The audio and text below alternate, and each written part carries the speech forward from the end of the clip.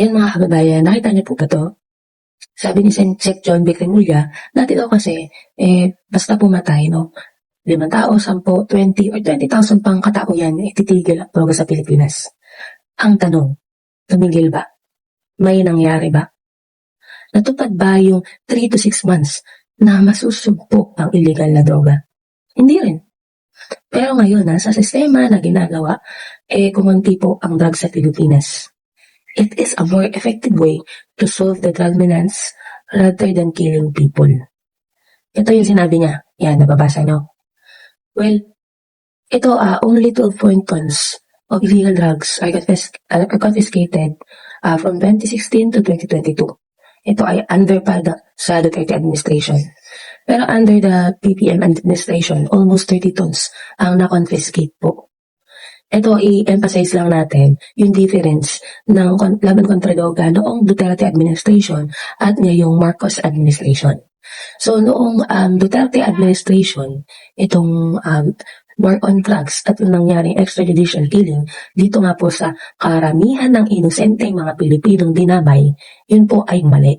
Di ba naalala nyo yung sinabing quota system at yung kumbaga pagtanggap nila ng pera para lang may maipresenta na may mga nasawi. Pero hindi tayo sigurado, no, kung totoong guilty ba sila sa akusasyon sa kanila dahil nga hindi tumaan sa tamang proseso. Kumbaga hindi sila nagkaroon ng tamang proceedings, 'di ba? Para man lang malaman, syempre yung side din nila at maimbestigahan dahil nga walang habas silang pinagpapatay. 'Di ba? Kumbaga, ito walang proper procedure. Unlike sa nangyari kay Digong diyan sa Dahig, yung impeachment proceedings ni Sara, ito po ay dumaan sa tamang proseso at hindi sila hinusgahan kaagad. Pero itong mga biktima ng LGK, hindi po nagkaroon ng pagkakataon para linisin ang kanilang pangalan. Biruin nyo, may mga bata, kabataan, may mga babies na nadamay po. 'Di ba? At sinasabi po nitong mga DDS na ito na addict sila. 'Di ba? Hindi ka panipaniwala. Bukod sa hindi na nga matagumpay itong 3 to 6 months na pinangako ni Digong, alam niyo naman nung panahon niya, ayan ang pinukusan niya. Pero palpak pa rin.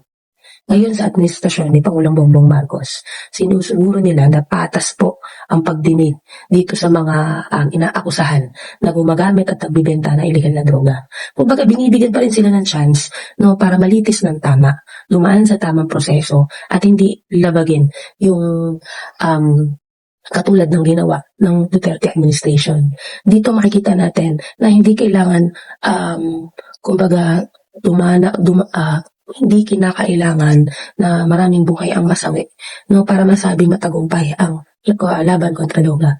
Dito makikita natin na mas effective yung ginagawang hakbang ng pamahalaan para masugpo po itong mga nagbebenta at gumagamit ng illegal na droga. Kaya dito makikita mo yung difference, no, nung Duterte admin at nung Marcos admin, kung ano yung mas effective. Kasi nga sabi ko sa inyo, nagyabang lang pero wala namang nangyari. Wala namang nagbago, hindi naman nawala.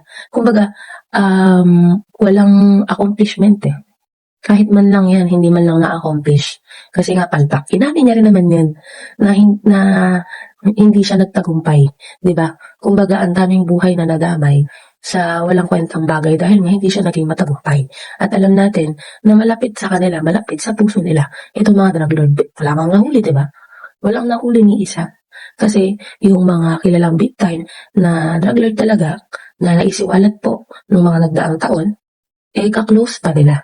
So dito mapapaisip ka talaga kung kontra ba talaga sila sa illegal na droga o sumusuporta sila.